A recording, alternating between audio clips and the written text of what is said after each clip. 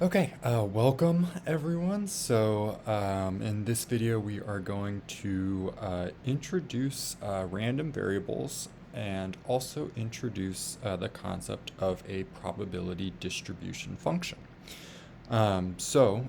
Jumping right in, um, we're starting off with a couple of definitions for what a random variable is. And so our first definition is that it is just a function from a sample space to the real line. And so that definition, I think, makes it a little more complicated than what it seems with an example. We're going to jump straight into this example, which says, suppose that you toss two fair coins. The sample space for this experiment is a heads, heads, heads, tails, tails, heads, tails, tails. Then a random variable might be defined as y, the number of heads. And so we'll make a quick note here that random variables are typically denoted with a capital letter. And so it's important that my y over here is a capital Y because we're thinking about y as being a random variable. And what the definition says is that a random variable takes the entire sample space. So we've got heads, heads, heads, tails, tails, heads, tails, tails. And the definition says that we're mapping that sample space to something on the real line.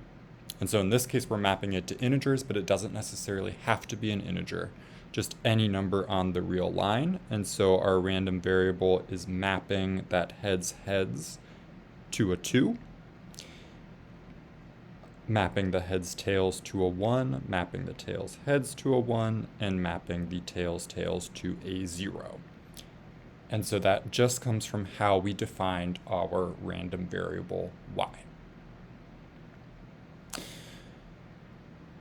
Okay, so we'll be dealing a lot with random variables, especially in these next couple of sections, but really throughout the rest of the semester. And the other big concept in this video is introducing what a probability distribution function is.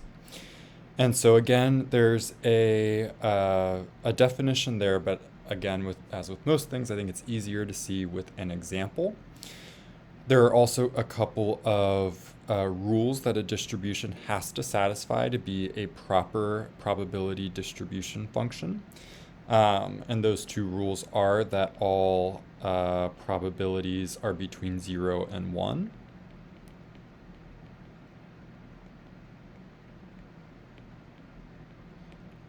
Inclusive. So probabilities can be 1, they can be 0, but they cannot be more than 1 or less than 0. And the second rule says that the sum of all probabilities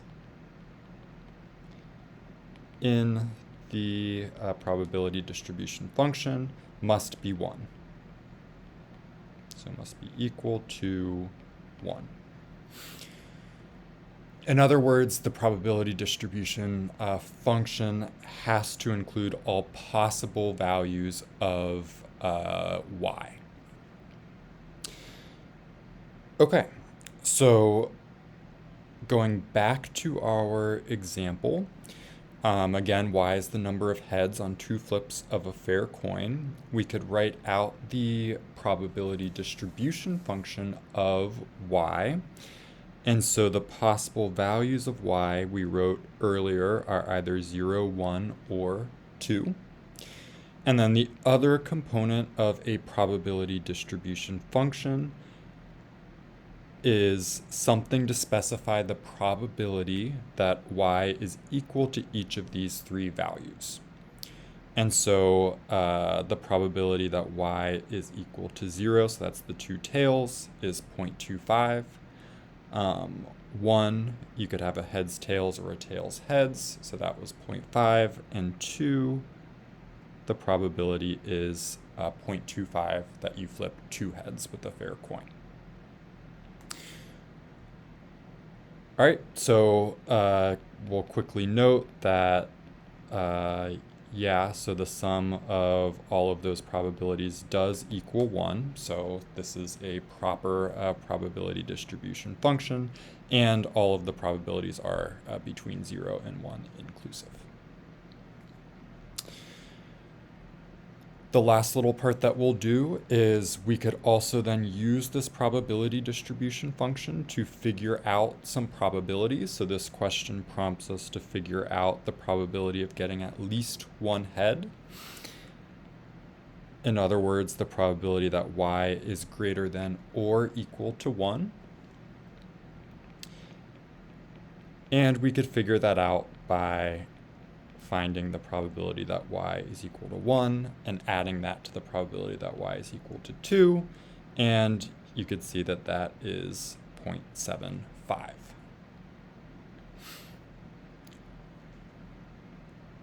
Or, if you wanted to do this a slightly different way, this will come in handy for some other problems. We could use the complement rule that we learned about in the previous section and do 1 minus the probability that y is less than 1. And so you wind up with the same answer here, 1 minus 0.25, which is 0.75. Okay, so by the end of this video, hopefully you have kind of a basic understanding of what a random variable is and what a probability distribution function is.